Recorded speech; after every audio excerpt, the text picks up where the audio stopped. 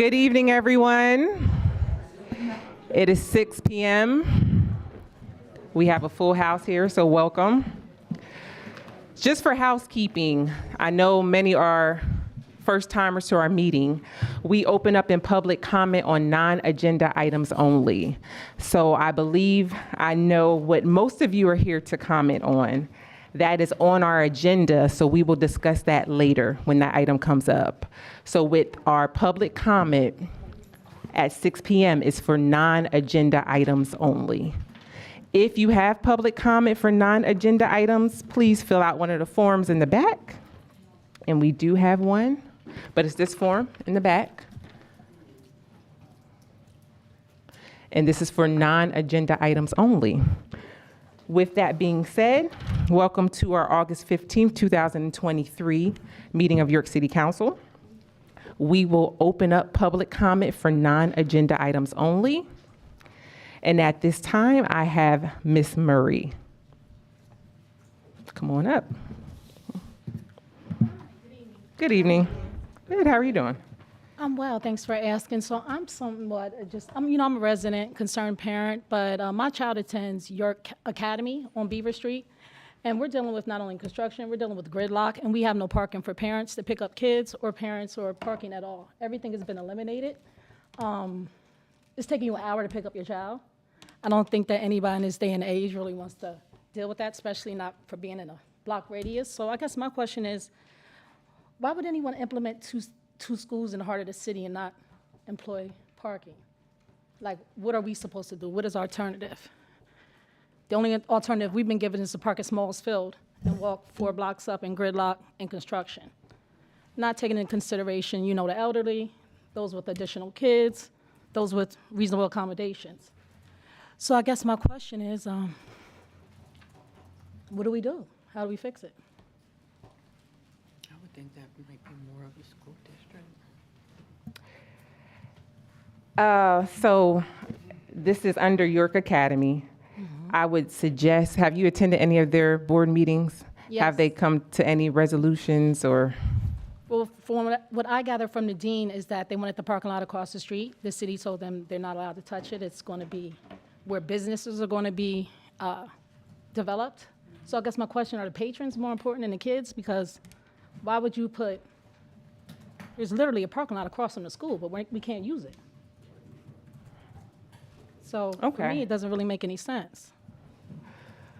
Okay, Ms. Murray, we do have your email here. That doesn't fall under council as legislation, but our public comments always open. And what we do is we forward the information to administration. And it has here that you would like to be corresponded with via email. So we can send this over to administration to see if they have any comments and they can follow up with you. I think that'd be great, but I think I went and seen them yesterday and I was advised to come here. I'm sorry? I went and seen them yesterday and I was advised to come here today. So I guess Who advised you to come here? I'm a young lady that works on the second floor. I came in person. Yes. That's completely out of our purview as City Council. We deal with the legislative piece. We will forward this to administration, and you have requested a response, and you will get a response. I appreciate your time. Thank you. Yes, thank you. Have a good evening. Is there any other public comment on non-agenda items only? Come up. Thank you. Mr. Cockman? Yes, thank you. Yes. It's Kochman, but it doesn't matter. Kochman. Everyone gets it wrong. Okay. Okay. And I confess, it looks like there's something happening tonight. I'm completely ignorant of what's on the agenda. So Conversion therapy. maybe it's blissful ignorance, I really don't know. But thank you for the privilege. Thank you for the way that all of you serve our city. I have the privilege of living in York, and I serve as an elder at Faith Bible Fellowship Church of York. I work for a local missions agency. I'm involved in a nonprofit here in the city as well. And so just wanted to bring to the council's attention some concerns that persons of faith, especially of the Christian faith, have in the community with respect to the lives of children and to the activities of Planned Parenthood just 0.6 miles away from here. First, just some facts that I think we likely already know, which is that over 800 abortions take place in the city of York each year. These are lives. The science proves that these are human lives that are snuffed out innocently. And furthermore, local abortion centers in other neighboring counties in recent years have decreased operations or have shut down, which has made the city of York a little bit of a abortion tourist destination, which unfortunately means that the city of York has a reputation of being a city that is a place where death can take place. And I regret, and others regret, that that's the reputation of this city that we love very much and call home. As a Christian, I would implore you, in the name of the Lord Jesus Christ, it's the year 2023, Anno Domini, the year of our Lord. He died and rose and is seated at the right hand of the Father, and all governments and authorities, civil and local, state and city and federal, must give an account to him, including myself, including each of the members of this council, each of the attendees here. We'll all give an account of our lives. And I would implore you to take action legislatively, bureaucratically, using whatever means are available to bring this killing to an end, to bring this murder to an end, using the levers of power in the government to protect the cause of life. I know some of you profess to be believers here as well, and so I would implore you to do that. There are lawful means available to scrutinize and to bring pressure upon this barbaric institution that is in our city, and so that would be my encouragement and my strong plea is to repent of indifference and to see to it that the cause of justice is served for these underprivileged and suffering individuals who are often neglected, namely the unborn, as well as the mothers and fathers who unfortunately are led to commit the act of murder and to participate in that at Planned Parenthood in our city. And I thank you for your time. Again, I thank you for the service. I hope this is received in good faith. You are being prayed for by the churches of this community. Whether you are contacted by people or not, whether you receive lots of encouragement or lots of rebuke, know that you are cared for, prayed for by name by many Christians throughout the community. And we're grateful for your leadership. We would ask that you exercise leadership in this area too, and that you think carefully about the levers of power that would be available to you in this way. Again, thank you for your time and for your public service. Thank you. Any other public comment, non-agenda items only?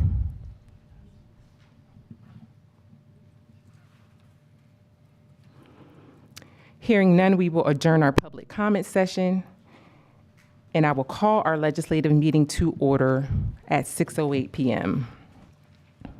Madam Clerk, can you please call the roll? Buckingham, Here. Rivera, Here. Washington, Here. Walker. Here. And if you're able to, please stand for the Pledge of Allegiance, followed by a moment of silence. I Pledge allegiance to the flag of the United States of America and to the republic for which it stands, one nation, under God, indivisible, with liberty and justice for all.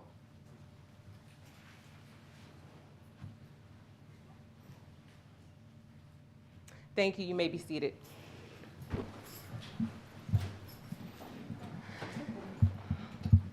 At this time, we will take action on previous meeting minutes from July 18, 2023. Council, are there any updates or corrections that need to be made to those minutes? I have none. I have none. Hearing none, all in favor of approving, please say aye. Aye. Aye. Any opposed? Those meeting minutes are approved. No presentations, awards, or announcements. Our next legislative meeting will be held here in council chambers on Tuesday, September 5th at 6 p.m. Agenda items are due by 12 noon on August 30th. Our next council committee meeting will be held on Wednesday, September 27th, 2023 at 6 p.m. here in council chambers. Agenda items are due by 12 noon on September 20th. No reports for prior committee referrals, so we will move on to our legislative agenda. Up first, final passage of bills and resolutions. And we have final passage of bill number 39. Councilwoman Dennis is absent, so I will move to approve. Is there a second? Second. Second. And that is That was Bill number 39, which was introduced by Felicia Dennis at the July 18th meeting of council, amending the 2023 budget in the amount of $650 for donations received for the purchase of bikes. Is there any question or comment from council? I have none. Any questions or comments from the public? Hearing none, Madam Clerk, can you please call the roll? Buckingham, Yes. Rivera. Yes. Washington. Yes. Walker. Yes. And that is so ordered. Moving on to final passage of Bill number 40. Move to approve. Is there a second? Second. And that is a bill, number 40, which was introduced by Queen of Washington at the July 18th meeting of council, and that is authorizing American Rescue Plan Act funds in the amount of $125,000 to the police department to fund more graduations, less funerals, opportunity scholarships. Commissioner Muldrow, did you want to say anything in regards to this? I know I shouldn't because there's a crowd. You're And I don't want to hold up anybody's time. I just want to say, I have to because my heart's bursting out of my chest. I guess I just wanted to make a couple quick comments about what we're doing with this, what we're all doing with this. You quiet a neighborhood for a night, for a weekend, or a month with arrests, but you actually have an opportunity to change a whole city, to change a community by providing people with opportunities. And that's what we're doing with this initiative. It gives me so much joy to be able to stand here as a cop, as a police chief in front of city council, knowing that we just sent 4 young men to college. Like, think about that. We literally just got to send we have 4 young men right now who had been on the wrong path, who had been doing things negatively impacting the community, that had to sit that aside, come to a police department and say, you're providing people with opportunities and chances. We want to take you up on that offer.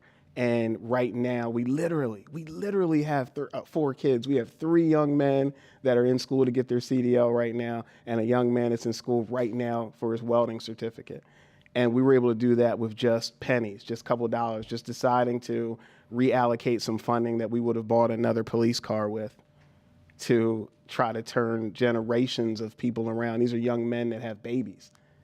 And the thought of what we're going to be able to do with this kind of money is enough to almost move you to tears. So I appreciate the opportunity.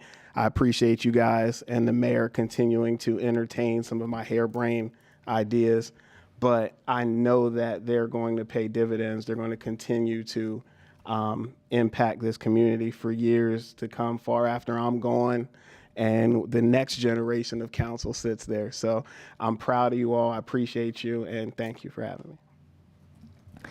Thank you, Commissioner Muldrow. Council, any questions or comments? I have none. Any questions or comments from the public?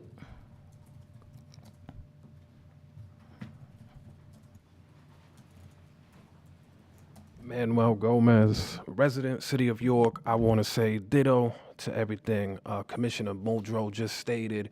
And I wish there was sort of more fanfare for this. I'm sure it's out there, but I wholeheartedly support this. I know that we will see fruition from these efforts, and I really, really do appreciate it. I think you have a silent majority of people that might support this. A lot of cynics in this town. That's sort of what you get. It's a York thing, but I think there's more support for this than what might be apparent. I really do. I really do feel that. And I want to say wholeheartedly, I support it, without a doubt. So I thank you.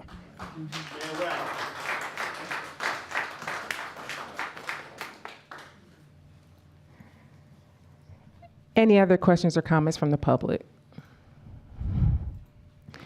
Hearing none, Madam Clerk, can you please call the roll? Buckingham, Yes. Rivera, Yes. Washington. Yes. Walker. Yes, and that is so ordered. And my apologies, Director Green. The first item was under you. Did you have any comments about the bikes? We usually don't have as many directors here for our meeting, so kind of on a roll here. Let's say something. Moving on to final passage of Bill number 41. Move to approve. Is there a second?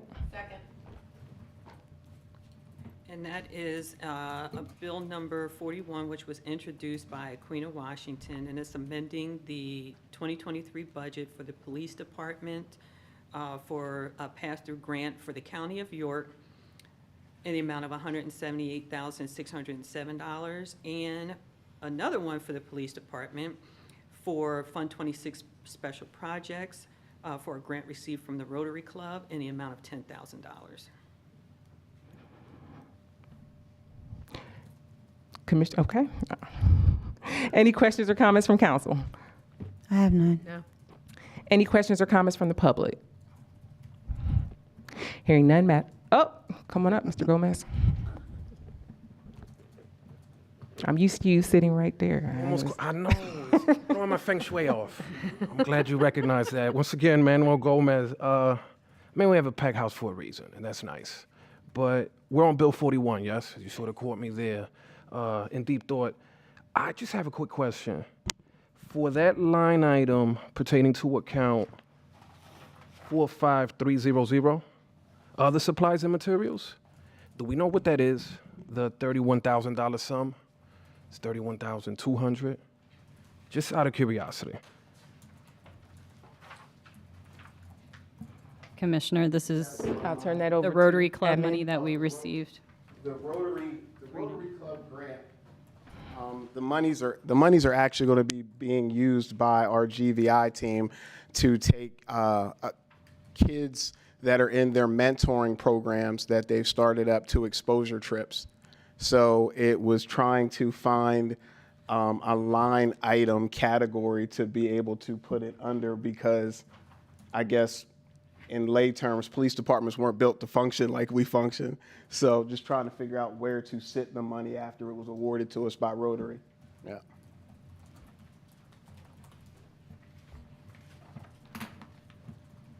Thank you. Any other questions or comments? Hearing none, Madam Clerk, can you please call the roll? Buckingham, Yes. Rivera, Yes. Washington, Yes. Walker, Yes. And that is so ordered. Up next, final passage of Bill number 42. Move to approve. Second. and that is bill number 42, introduced by Queen of Washington at the July 18th meeting of council, and that is amending the budget for the fire department for a grant received from the Office of State Fire Commission in the amount of $15,000.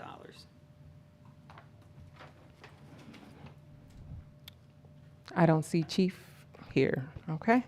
Any questions or comments from council? I have none. Any questions or comments from the public? Madam Clerk, can you please call the roll? Buckingham, Yes. Rivera, Yes. Washington, Yes.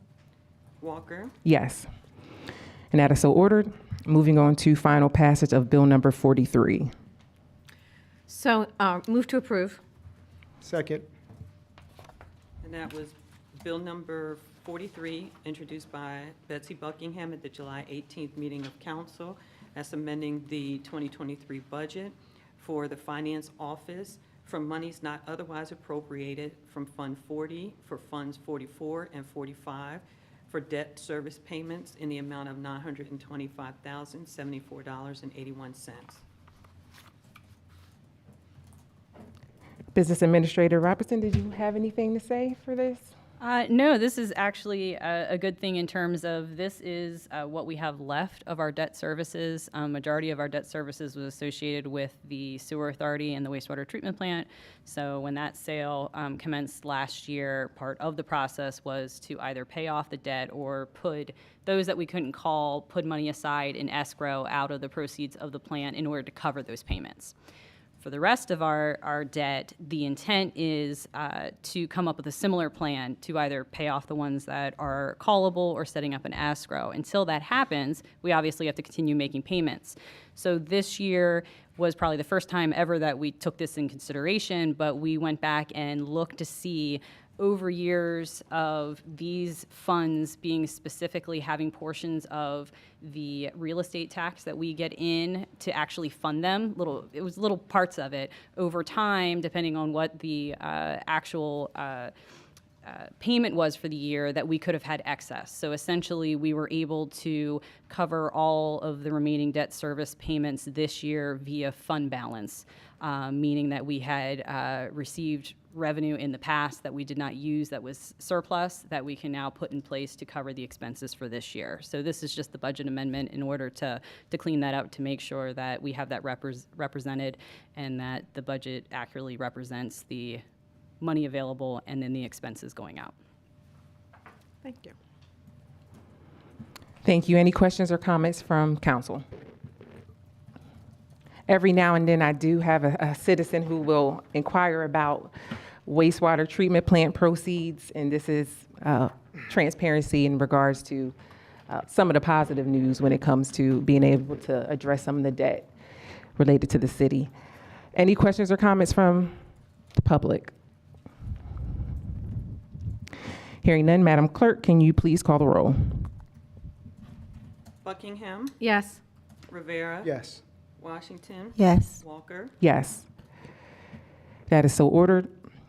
And moving on to final passage of Bill number 44. Move to approve. Second. Just one second here, and that is Bill number 44, which was introduced by Betsy Buckingham at the July 18th meeting of council, and is reducing the board members of the York City General Authority from 7 members to 5 members.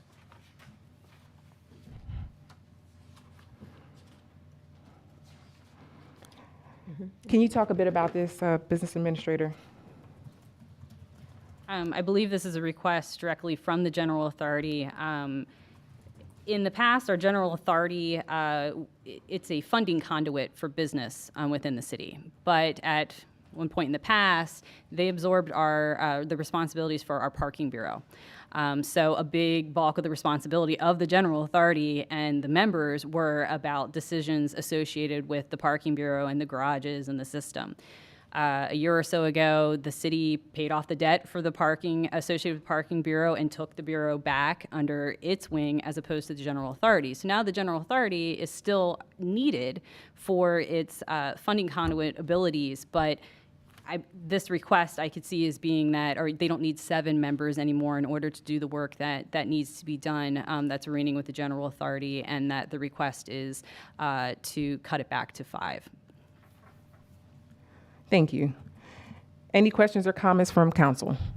I have one. I just want to thank you for clarifying that. I did have a call from a constituent wondering why we continued to have the General Authority once the Parking Bureau was taken internal again. So thank you very much. Mm-hmm. Any questions or comments from the public? Hearing none, Madam Clerk, can you please call the roll? Buckingham, Yes. Rivera. Yes. Washington. Yes. Walker. Yes. That is so ordered. Moving on to final passage of Bill number 45. Move to approve. Is there a second? Second. Give me 1 second, folks.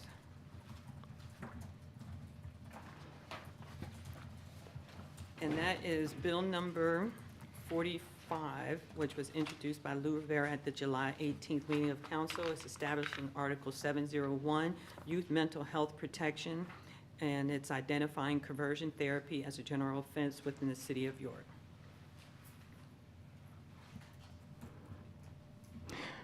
Director Toomey, can you talk a bit about this process, legal work done as well? So I saved my comments for last. Is that what I'm doing? This ordinance is being introduced as a way to protect our youth, specifically our LGBTQ plus youth, from the malpractice of conversion or reparative therapy. The idea that there is a therapy that is based in science that can cause a person who identifies along a queer spectrum in all of its iterations to suddenly be cured. It is not based in real science. It is based in junk science. And the harm that it does to the community, most specifically to our youth, is unfathomable. If you consider that queer youth generally are 4 times more likely to commit suicide if they are European descent, if they are of African descent, they are 6 times more likely to commit suicide and be successful than people who identify as straight. Those numbers are doubled if they have undergone conversion or reparative therapy. There is nothing good about this type of therapy. There is no positive outcome that recognizes the inherent worth of a young person and their basic humanity. And so this ordinance that we are putting forward will ban conversion therapy in the city of York. As it stands right now, Pennsylvania is not a conversion therapy less state. It has what is called a partial ban. What that means, is that the governor a few years ago stipulated that no state funds would be used for such therapy. However, it leaves room to various jurisdictions to decide whether or not they are going to follow suit. As it stands right now, there are 21 states in the union that do ban conversion therapy. And in light of all the vitriol that's out there, York going forward and being able to be recognized as a haven of safety for the LGBTQIA community could be very profound. This speaks not just to the citizens of York, but by extension to every other young person who in our counties right now are being affected by the idea that they should be eradicated or at least be made invisible. If a person within the confines of the city is found, a professional who is licensed, is found to have attempted conversion therapy, the way this would play out is that would be reported to us, the Human Relations Commission, and we would do an investigation as is typical. The outcome is already predetermined. If they are found to be guilty of practicing conversion or reparative therapy within the city of York, they will immediately be reported to their licensing body and to the state of Pennsylvania. We will be responsible for seeing through those repercussions. Any other questions? Thank you. Council, any other questions or comments for Director Toomey at the moment? Solicitor Flower, thank you. Thank you. Solicitor Flower, can you talk a bit about the legal review in regards to this legislation? So one of the solution that Director Toomey and I addressed or used in this ordinance is the directing the reporting to the licensing body for the practitioners instead of the summary proceedings by the city of York as a way to keep the enforcement proceedings with the appropriate body. Thank you. I believe one of the concerns, our meeting, I believe, happened at the end of May. And one of the concerns was the legal liabilities that would be connected with the city. And so that meeting was at the end of May. Administration, council, I believe that we were on the same page when it came to some of the concerns legally. And so that's why it needed to get some type of review and clearance through our solicitor's office. And that took place over the past couple of months. It was introduced last month and it appears as final passage for today. And for the solicitor's office, you're clear and everything is covered when it comes to possible legal implications for the city? Yes. Thank you. Any other questions or comments from council? All right. Any other questions or comments from the public? Keep in mind, this is a full house, so we would ask that you limit your comments to a couple of minutes, 2 to 3 minutes, to make way for the next individual that might have comments. So we will take our first person who would like to come on up. Please state your name, and you can come right up here to the podium, sir. First of all, good evening, Good evening. gentle ladies and gentlemen. My name is Don Naub, and I live in the city of York. I moved here in 1983 when I was 40 years old. 1984, I bought my first house. 1990, I bought my second house. I am a gay man. Something very, very bad happened to me one day, and Mayor Althouse heard about it, and him and council member came to my house to see what had happened and what actually happened. And I told him we went through the story. After that, York City Council passed an ordinance protecting LGBT people in housing and a number of different things. I just want to say to you, I know what's going on here. I'm 80 years old now. There's no way that anybody could have changed me from being a gay man. When I was 40, my mother told me I was one of 6 sons, and I was the best son that she ever had. And she finally understood I was gay.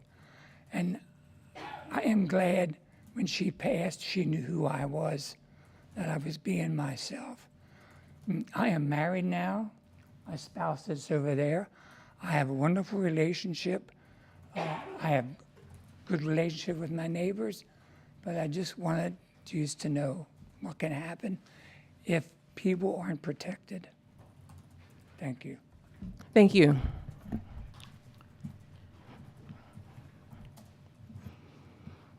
Any other public comment? Yes, sir. Come on up.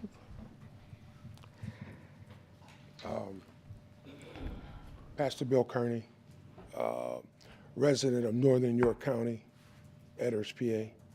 Also president of the Black Ministers Association here in York, PA. And just need some clarification, a point of clarification in regards to the director mentioned something about junk science. What is that?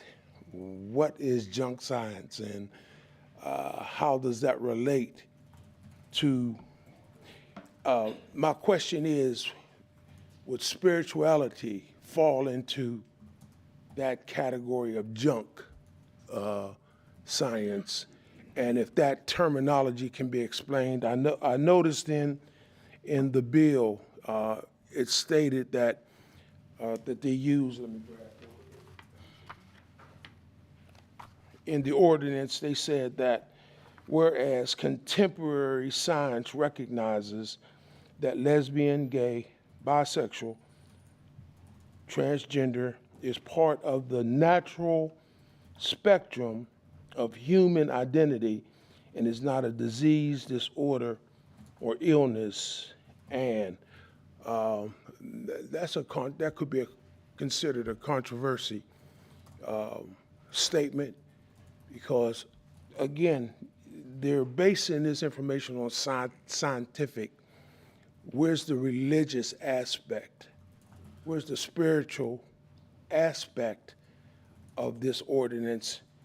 And how is this going to set with those individuals that are contrary to that way of life, and not accepting it as a natural way of identifying an individual as the natural means of life. So I just, the question is, what is junk science? Somebody explain that to me, please. Thank you. Thank you, Pastor Kearney. So in an effort to keep this controlled, we're voting on the actual legislation. We don't have junk science in the legislation, but I will ask Solicitor Flower to address contemporary science and also to address the religious portion in regards to the definition under medical or mental health professionals and how this is related to religious organizations and leaders. Are you asking that as a potential amendment? No. So we have contemporary science in our legislation. Mm-hmm. So can we address contemporary science? Versus junk science, what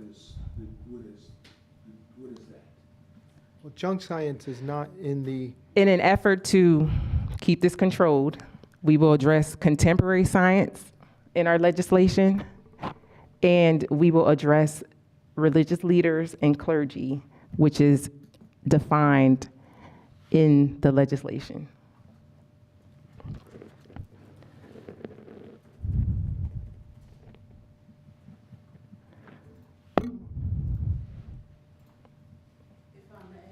So, No, we're going to keep this under control. so religious leaders and who are acting in their roles as clergy or pastoral counselors are exempt from the definition of a medical or mental health professional. So they're not included within this ordinance. Yeah, I understand that's in the ordinance. Mm-hmm. Just one moment before the back and forth. So we're clear in regards to religious organizations, religious leaders, they're exempt from this legislation. Do we have advice in regards to addressing contemporary science? The language of the contemporary science is actually taken from a governor's bill that addressed anti-conversion therapy. Contemporary science is not, it's modern science. That's all that's meant by that. Thank you. Councilwoman. Yes. So I think Pastor Kearney's problem is with the word junk, which the director used. So I think the director needs to either rescind the comment or she needs to explain why she called it that. And he has a very legitimate question as to what is junk, in your opinion. Or we don't have this conversation if you just rescind the word junk. The word junk science has been used by many of the medical and licensing board, the American Pediatric Association, the American Medical Association, Psychiatric, Psychological Association, where they define science according to the science of their particular modality and therapy. They do not define it according to theology or religion. So this notion of junk science doesn't enter into that conversation at all. It enters into the idea that there are some sort of proven medical modalities by way of counseling or therapy that have proven successful in altering a person from their identity as a queer individual to one who is now straight. Spirituality and theology doesn't enter into that conversation. What science do? It does because science, the medical science is what directs how we are defining being LGBTQIA. So across the board, in our national discourse, when we are looking at the diagnostic manual, statistical manual of mental illnesses, if we are looking at pediatrics, if we are looking at psychology, psychiatry, any type of medical licensing board does not accept conversion therapy as a legitimate science. And they refer to it as junk science. Not junk theology, not junk spirituality, junk science, because they are saying that there is no modality that is held up by science that causes a person to change. Thank you. Thank you. We will take our next comment.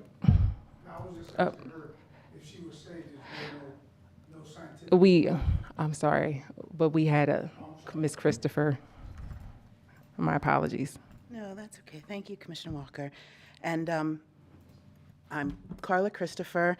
I am a resident of York City, and I am a former caseworker who studied educational brain development in youth and young people and majored in psychology at Columbia University, and also have a master's degree in divinity with a specialization in pastoral care from United Lutheran Seminary in Gettysburg, and I currently serve as the pastor of Heidelberg United Church of Christ. And I'm hoping that because my work experience and my job experience caused me to have to be in both worlds, that I can offer a point of clarity. From the scientific perspective, conversion therapy or reparative therapy was specifically told to no longer be practiced and was removed as a best practice by the American Academy of Child and Adolescent Psychiatry in 2018. And this is a quote from their peer-reviewed report that the American Academy of Child and Adolescent Psychiatry finds no evidence to support the application of any therapeutic intervention operating under the premise that a specific sexual orientation, gender identity, or gender expression based on scientific evidence, any other interventions imposed with the intent of promoting a particular sexual orientation or gender identity lack scientific credibility and clinical utility. Additionally, there is evidence that such interventions are harmful. As a result, conversion therapies should not be part of any behavioral health treatment of children or adolescents. Similar statements are available in peer-reviewed journals that are publicly available, such as the American Academy of Pediatrics, the American Association for Marriage and Family Therapy, the American College of Physicians, and the American Counseling Association. The American Psychological Association, which licenses therapists and counselors, has officially offered the public statement that they do not believe that conversion therapy or reparative therapy is a valid practice or should be practiced.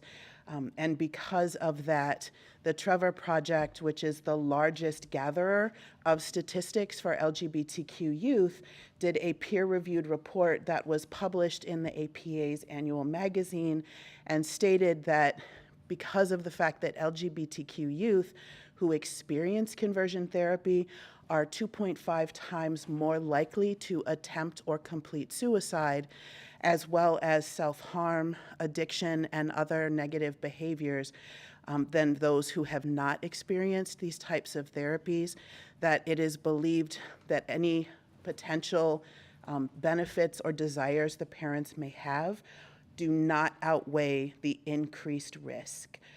So this particular legislation does not address pastoral care. It does not address what happens in faith communities. It also does not address adults or what individuals enter into voluntarily. It is specifically for young people that do not have the legal right to say they do not wish this therapy to occur, but their parents can still force them into it when they're under 18, which, quite frankly, was the case with me. I am a conversion therapy survivor. And it was 10 years before I could enter a church without being overcome with both tears and trembling. And the fact that part of my therapy was being told that there was no place in the church for someone who lived and loved like me. If you are someone who loves God, you know that there is no pain like being told you are beyond God's love. And the fact that I was able to find my way back not only to the church, but to seminary and to ministry is only by the grace of God. Amen. And I know that is not part of what we are voting on here, but it is part of the call for individuals in this city to recognize that there must be a space where people of faith and people from the medical profession can coexist peacefully and give individuals the right of choice. I am not asking today for anyone to change their mind about how they feel about LGBTQ lifestyles. I am simply asking that we give children the chance to get to that age of 18, to reach adulthood and be able to make the choice for themselves, rather than leaving the door open for them to be forced into a therapy that may cause significant harm. I have lived in this city for almost 20 years, and I know that it happens here. I've experienced it happen, and I have supported young people for whom it has happened to. And I believe that we have the chance to keep those children safe and allow them to make their own choice, regardless of faith tradition, when they reach the age of 18. And that's the decision that I am hoping that the commission, the council will make tonight. Thank you. Reverend Wilford, I believe you had a... Okay. Thank you. Any other questions or comments from the public? Thank you, Council. I showed my cards with my first comment, so you may... Your name again, I'm sorry. Yes, I apologize. Alex Kochman from Faith Bible Fellowship Church of York. I showed my cards. You probably might have an idea of what I might say, but first of all, I want to applaud you. I'm appreciative of the respectful decorum of this meeting that could be rather tense, but I'm just grateful to see things proceeding smoothly. The lady who just spoke, whose name I don't recall, I apologize. Carla. Nice to meet you, Carla. With respect, I would say that there's a few problems with some of the arguments that are made for this particular bill. First would be the statement was made that there's no evidence to support the use of conversion therapy, so-called. I'll put that in air quotes. If there's no evidence supporting its effectiveness, the question that I would pose would be, why bother to ban it? There's no incentive to engage in therapies that are known to not work ordinarily.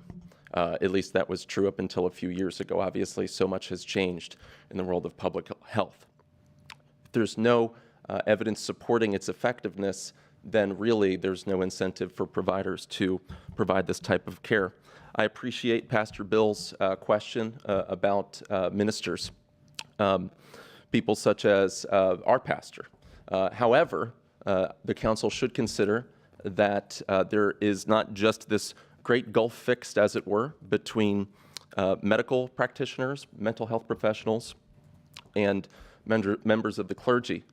In reality, those categories are often combined. Our pastor himself has a doctorate in marriage and family therapy and has practiced counseling in the past. We have licensed professional counselors in our church, people of Christian conviction inside and outside of city limits. And so this seems to me, based on the solicitor's statement, that it would also negatively affect those who practice their Christian faith in good conscience in the medical health field. Thus, there needs to be exemptions for them so that they are not discriminated against further. I would also say to Carla's point that we should tremble when we step into the house of the Lord because we approach a holy God, but that's not for this council's consideration necessarily. I think that the cases being made for and against this bill reveal loyalties in that if we were to flip the script, as it were, if there were therapies purported to be able to bring someone from a heterosexual, so-called cisgender orientation, pick whatever labels you want to use, and turn them into a member of the so-called LGBTQIA+, who knows what the plus stands for, quote-unquote community, everyone would outcry what a wonderful thing that is. In fact, we see throughout media that perhaps is the agenda, but instead it's problematic to go the other direction.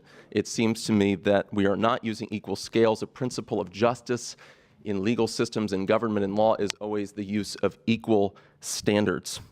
The point about suicide proves the point. We believe in the dignity of every single person made in the image of Almighty God. We do not want anyone's life to be taken by themselves, by anyone else.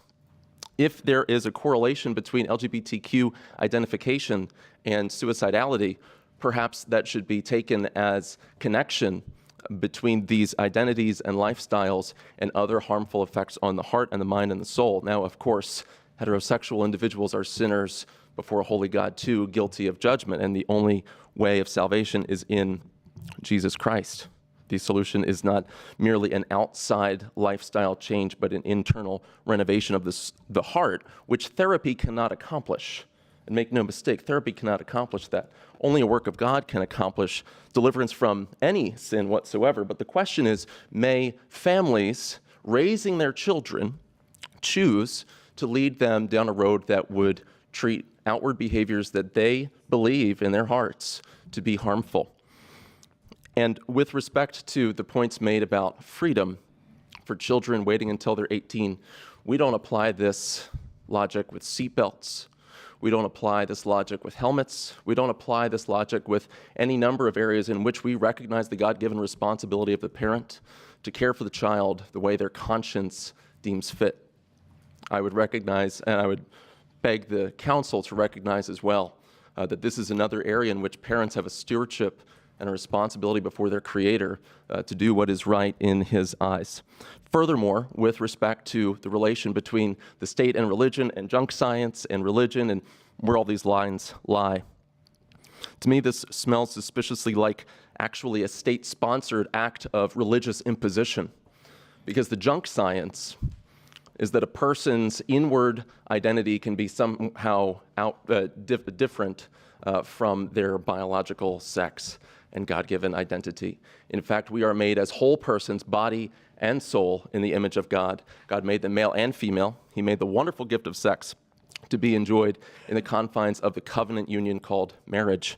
We know this intrinsically, whether or not we recognize it in a governmental setting. We know this in our hearts.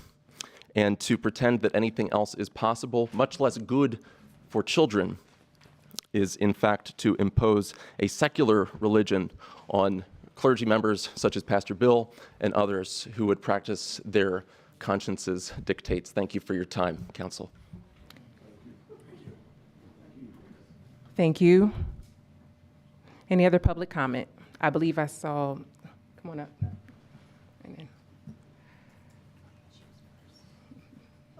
My name is Sipo Nikandlovu, and You're going to have, my name is Sipo Nikandlovu. Now, you know I don't know how to spell that. You ready? Yeah, I'm ready. It's K as in kangaroo, N as in Nancy, I as in igloo, C as in car, K as in kangaroo, hyphen, N as in Nancy, D as in David, L as in Larry, O as in Oscar, V as in Victor, U as in umbrella. I'll take my best guess at that. It's a beautiful name. Yeah, it's beautiful, but I know I didn't spell it right here. I didn't pick it. Go ahead. You know, It's all talk good. about things that you don't have a It's all choice good. about. That was one of them. But I did choose to keep it. Anywho, so I live in York County. I work in York City. I am a licensed clinical social worker. I work with people. I am also a conversion therapy survivor. Carla, your story touched me deeply because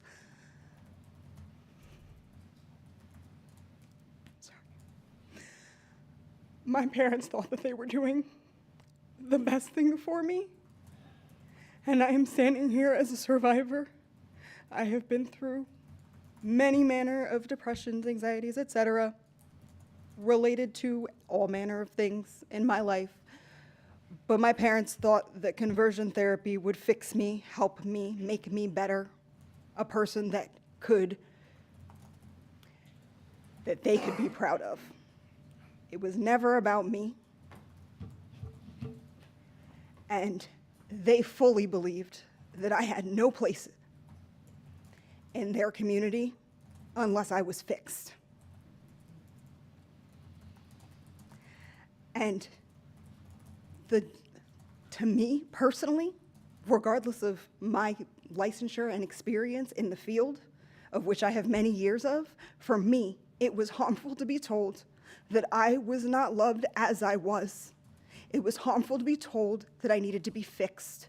And it was harmful to be told that if I refused to be fixed, there was no place for me. And what I experienced, what many of my friends experienced who went through the same thing, was a break in their relationships with their families, their communities.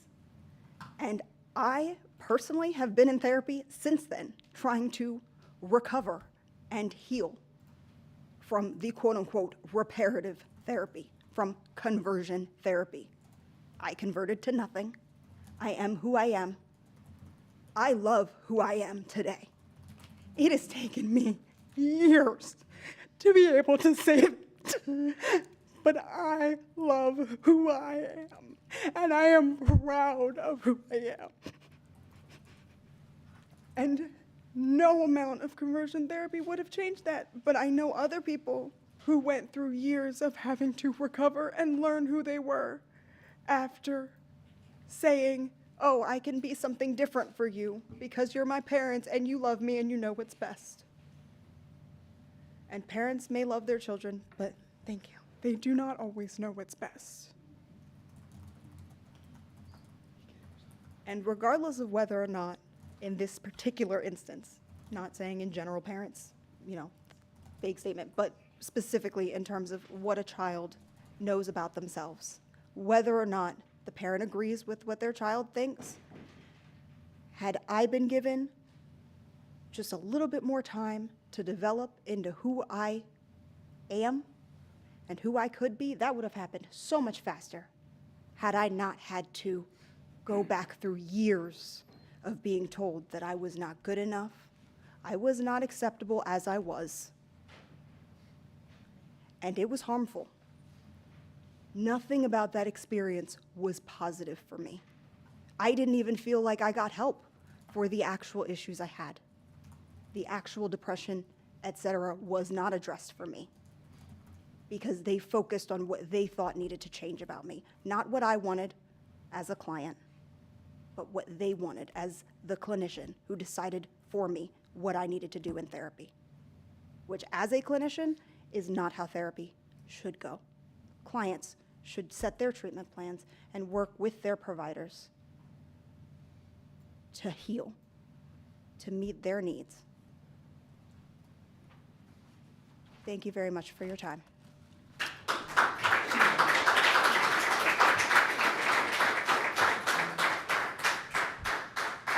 Thank you. Any Okay, other? so before you go, can you spell your name again for me? It goes slow this time, okay? First name and last name. It's S-I. S-I. P-H-O. P-H-O. Mm-hmm. And then the last name is K-N-I-C-K hyphen N-D-L-O-V-U. Okay, Nick hyphen N. D-L-O-V-U. N-D-L-O. V-U. V. Yep, U. U. Mm-hmm. So N-D-L-O-V-U? Yep. Okay, thank you. You're welcome. Thank you. Any other public comment? Pastor Cease? Oh, actually, I'm sorry. Pastor Reverend Kearse? Yes, come on up. I saw your hand. How you doing? I'm Pastor Jocelyn Kearse, a York City resident, and I don't have a whole lot to say to you, but I am from York. I was born and raised here. I have been queer my entire life, and I will tell you, growing up a black queer female in York City was unpleasant at best. There was no mentorship, there was no protection, there was no covering. There was, however, criticism, there was critique, there was abuse. There was abuse from a religious bent, there was abuse from a therapeutic bent. And it has taken years, like the sister that just went before me, to attempt to recover from the religious harm, the therapeutic harm caused. It has been the impetus for my attendance at seminary in order to correct some of the problematic theology, some of the problematic therapy that has been exercised upon myself and so many other queer people who grew up here in York City. So my hope is that you, as an exercising body, would make the decision to protect queer youth.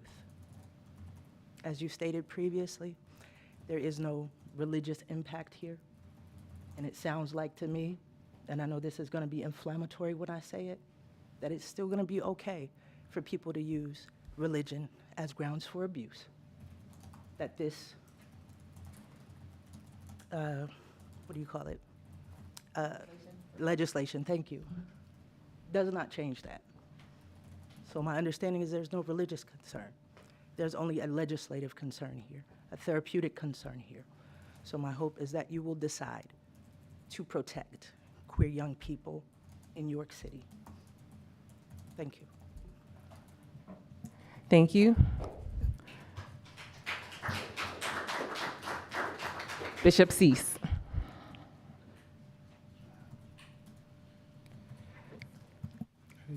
Good evening. My name is Anthony Cease, to the council.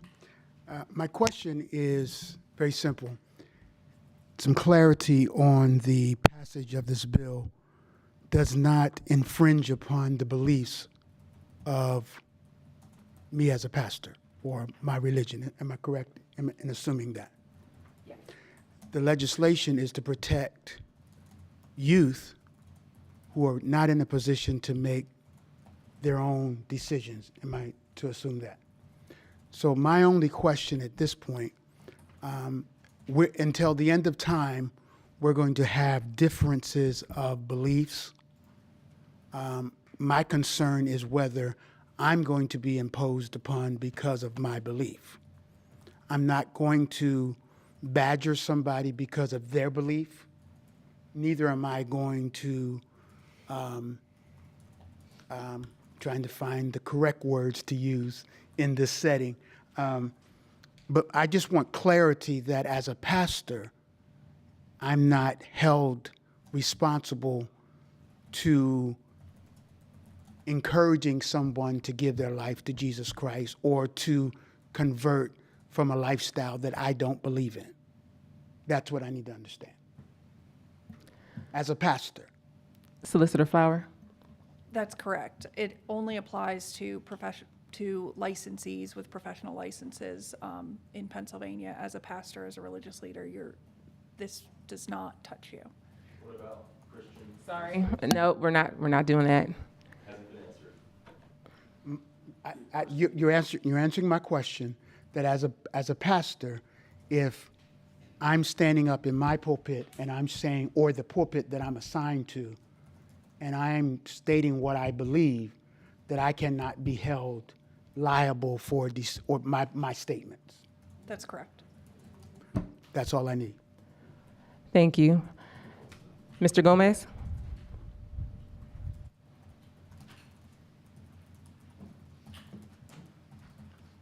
Thank you, Madam Chair. I'd like to thank Councilman Rivera for the introduction of the bill. And Madam Chair, if this were a bill that dealt with something other than minors, I'd be here with a different set of comments. I'm not a fan of all the language, but if you count 1, 2, 3, 4, 5, 6, 7, 8, paragraph 8, that seventh whereas, minors are especially vulnerable to the harms associated with conversion therapy.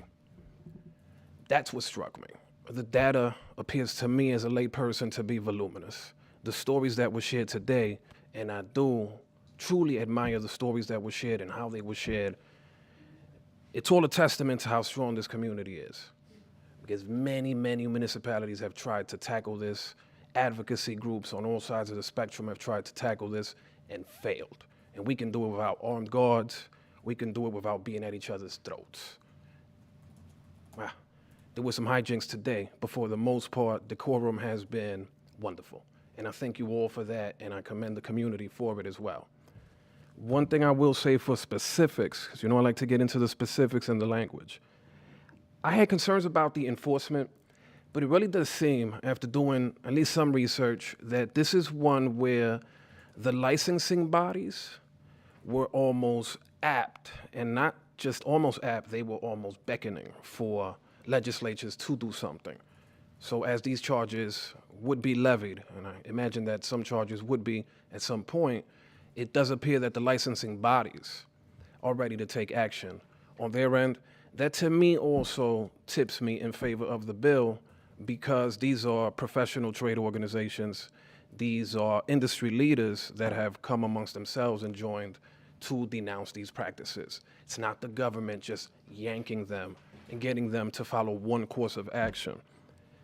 And if I may, I just want to read 701.01 definitions.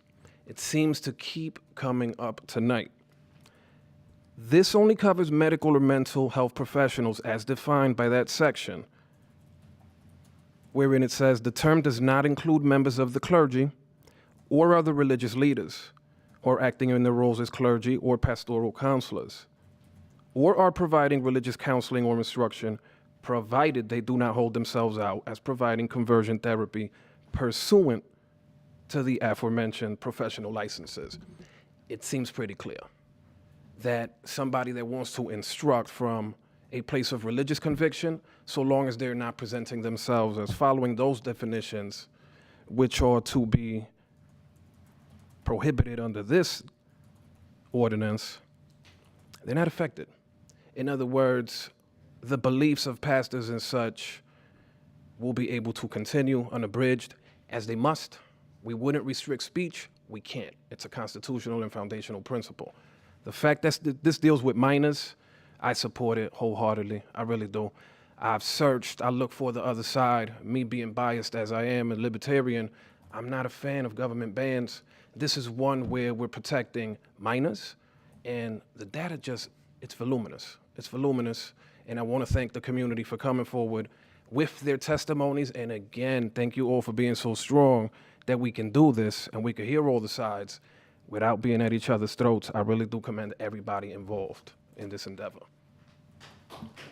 Thank you. Thank you. I don't know whose hand was up first, so I'll go with ladies. Come on up. Hello, my name is Melanie. I am a citizen of York City. State your first and last name first, please. Melanie Yan, Y-A-N. Thank you. Thanks. I've never attended a city council meeting and I'm a little nervous, so I do apologize. I am a resident in a city. I'm a resident of York City, and I'm a mother of 3 children. My children are ages 2, 4, and 6. I am also an employee of a nonprofit that I have regular contact with children and young teenagers and people who are adults as well. It is dangerous to have these businesses available to parents. I'm not sure how many of you in this room tonight are also parents, but being a parent is hard. And it's confusing, and nobody gives you a manual, but everybody is trying to sell you a solution. Vulnerable people will do anything to fix their problems. And if the problem is wishing your child would have a happy, safe, normal adulthood in the idea that you were fed of what that looks like, you are going to do whatever seems like the best idea. So having businesses offering conversion therapy, and they're not packaged like people with horns. They're not packaged even like a snake luring you into sin. They are packaged like friendly, happy people who have your best interest and your child's best interest at heart. But we've heard from many testimonies tonight that that is not the reality of these conversion therapies. I know from firsthand experience, being a child, having friends who identify LGBTQIA, and knowing now as an adult children and preteens who identify as LGBTQIA, just because your parent doesn't want you to be a certain way doesn't mean that you're not going to be that type of way. You're just going to hide it better. And you're going to find places that embrace you. There have been many times I deal in administration at my nonprofit that I've had to make notes. Do not refer to this child as a he in front of their parents. And that didn't, the child lived in terror and fear that their parent would find out that they wanted to be known by a different gender identity and a different name. That didn't stop them from wanting those things. It just made them incredibly terrified that something would happen to them in their what is supposed to be a safe and happy home if they were exposed. So I'm coming as a mother, and I'm also coming as somebody who has a lot of experience with other children and other people's children, and as a person who was a child myself with friends who had similar struggles. I don't believe that having these businesses, which is what they are, a business trying to make money, having them available and accessible is going to help anybody. And that is why I think that is important that the city of York makes it clear that they are not welcome here. And that is why I believe that they should be banned, not just wagged your finger, not just looked down on. That's not a good business. They should be banned because they are dangerous, and their mere existence and availability to all community members in the city lines is a danger. Thank you. Thank you.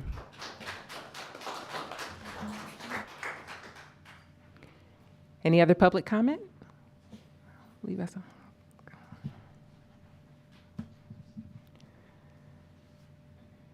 Hi, thanks for having me, City Council. My name's Adam Jones. I'm a resident of Hanover. I'm a technology startup small business owner and a candidate for office this year. And I think it's interesting that we had several very powerful stories from people saying about how they survived this in adulthood and how they were traumatized as a minor. And that's what we want to stop. That's the whole point of this, is to not traumatize people. And I guess it can seem like a small step for man, a giant leap for mankind. It is a small thing that we can do in this city to show the rest of the county that there is a sliver of this county, that there is a safe place for you to be yourself as much as you can be. And that's very important to me. If conversion therapy really worked and people were really happy that they went there as children, there would be more people speaking about it today. Thank you very much for your time. Thank you. I hope you make the right decision. I'm sure you will. Thank you.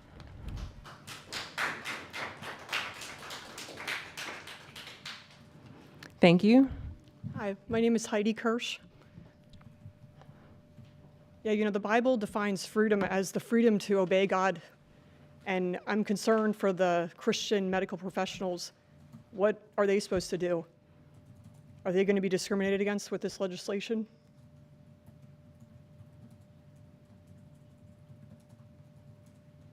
I think that was addressed. We already addressed that, but Solicitor Flower, can you address it again? She's asking a different question. The difference is the capacity, acting in the capacity as a religious leader versus a licensee. The city is, the action the city is willing to take is referral to the licensing board. And the licensing board can take action from there. I just want to make sure that they're, in the effort to protect, we're not discriminating against Christians. That's all I have to say. Thanks. Solicitor Flower, discrimination, can you just address discrimination in general when it comes to the city in practice? So the city will be, the city through the Human Relations Commission will be enforcing its ordinances evenly, in a non-discriminatory manner as drafted. I'm not really sure how much farther to address that. Okay. Alex. So that it's on the record. Yeah. Alex Kochman, I've taken enough of your time, but to the last speaker's question, Heidi,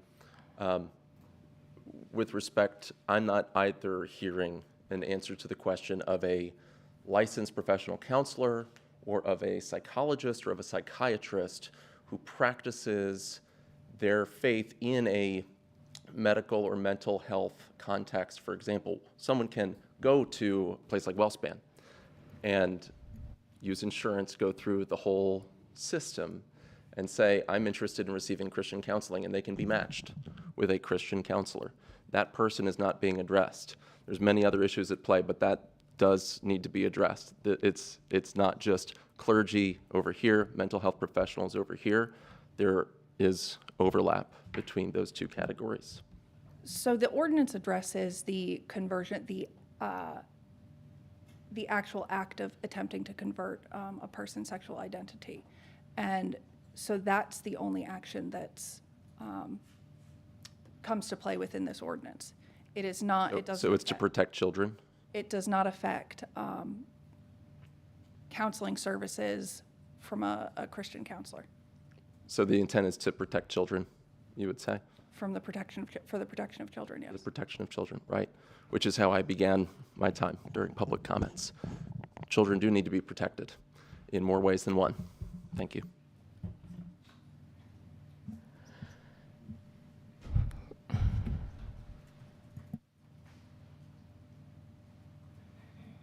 Just some logistic clearing up. As a former psychotherapist who is also an ordained pastor, and so I came to psychotherapy as a therapist who was Christian as opposed to a Christian therapist. To be clear, if folks who are identifying as Christian therapists and that is their title, if they are submitting to insurance companies or looking for payment from the state, they are not allowed to get that. So already there are things in place legislatively that preclude someone who is coming from a religious perspective and providing therapy from receiving insurance reimbursements or funds from the state. Governor Wolf's conversion therapy had made it very clear that state funds would not be used across the state for conversion therapy. So it's almost a moot point. And there's a vast difference between a therapist who identifies as Christian and a Christian therapist. And they fall into different categories, and a lot of times there are different licensures. And so I think we have to be clear, and it's probably beyond the scope of what we're doing tonight, but they're two separate entities. And so I just want to make that clear as we're having this conversation. Thank you. Any other public comment? I will say that, not without going too much with personal for me, addressing this from the surface level just was not an option. Thank you to all those who took the time to offer information to council, clarity, but I had to as well watch a few documentaries in regards to this, in regards to conversion therapy, and really dig into it and be able to separate church and state, get an understanding of how religious organizations, clergies would be affected by this. And really the concern as a city council person is the legal implications and liabilities for the city as well. It took a lot, and that's why it took months for this to appear on the agenda until we made sure that it was cleared. So thank you to all who have answered any questions and who have really took the time to, especially me, answer questions that I had and helped me to get a better understanding in regards to this legislation. If there are no other comments, Madam Clerk, can we please call the roll? Buckingham, Yes. Rivera, Yes. Washington, No. Walker, Yes. And that is so ordered. Moving on to introductions of bills. And I believe this is bill number 46.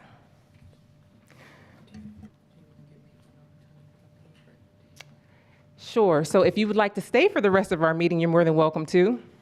If you do not, we'll give you a minute or two so that we can continue on with our legislative agenda. Thank you all for.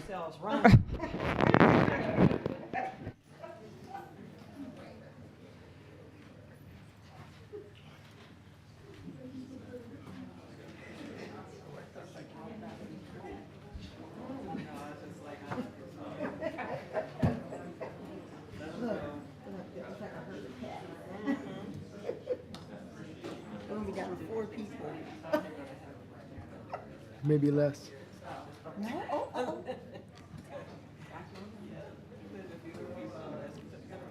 news people don't count. Huh? The news people don't count.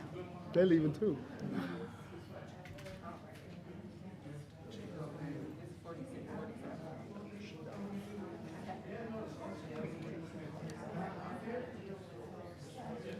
We do ask that you take your conversations out into the hallway because we still have more of our agenda to abide by. Did you see that? He almost hit it. Who did? Pastor Kearney. Wasn't that taped down before? Yeah, Chaz, get on it. Chad, that was taped down before, right? You're such a good director. Oh, look at the tape. It looks like a sweater. It looks like a sweater. Yay! Thank you. You earned your pay today. Can you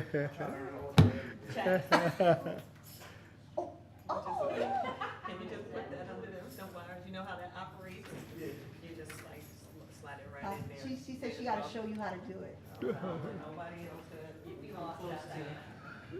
Right? Right? I'm ready. Huh? All right, moving on to introduction of bills. We have introduction of bill number 46, and that is so introduced. Second. Oh, Sorry. I'm trying to get out of here. Bill number 46, introduced by Sandy Walker, amending the 2023 budget from using ARPA funds in the amount of $200,000 for Life Path Christian Ministries to support food, housing, and child services for the homeless and at-risk community. Moving on to introduction of bill number 47. So introduced. Bill number 47, introduced by Washington. It's a bill amending the 2023 budget by appropriating expenditures for year one funding for PCCD for a grant for funds for law enforcement support initiatives in the amount of $488,910. Thank you. Moving on to new business. Items for consideration of consent agenda.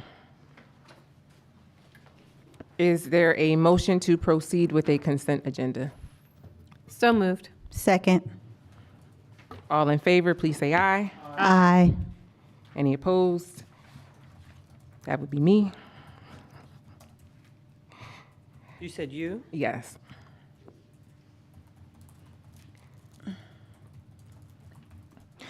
Council, please review items 10 through 17. If there are any items you would like to pull, please share them.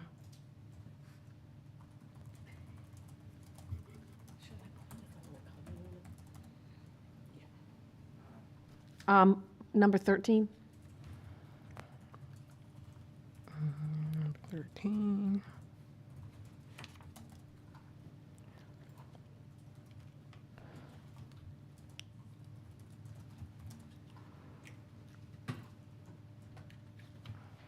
Any other items? I don't have any. Okay.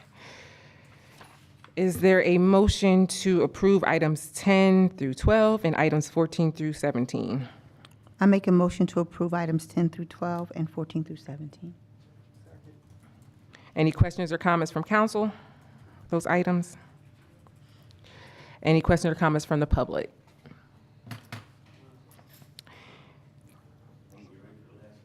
Hearing none, Madam Clerk, can you please call the roll? Okay. Buckingham, Yes. Rivera. Washington. Yes. Walker. Yes. Those items are approved. And we have item 13 that was pulled. And since Felicia's not here, we'll have, you want to do it? Let's see, you want to- So introduced. Okay, and so that is, let's see here, that was number 13. That will be resolution number 80. Is there a motion to introduce by short title? I make a motion to introduce by short title. Is there a second? Second. All in favor, yes? Yes. Opposed, no?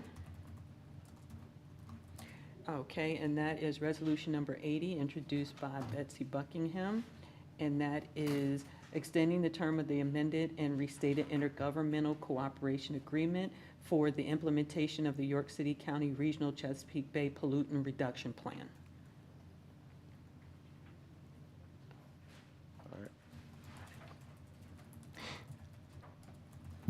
Is there a motion to approve?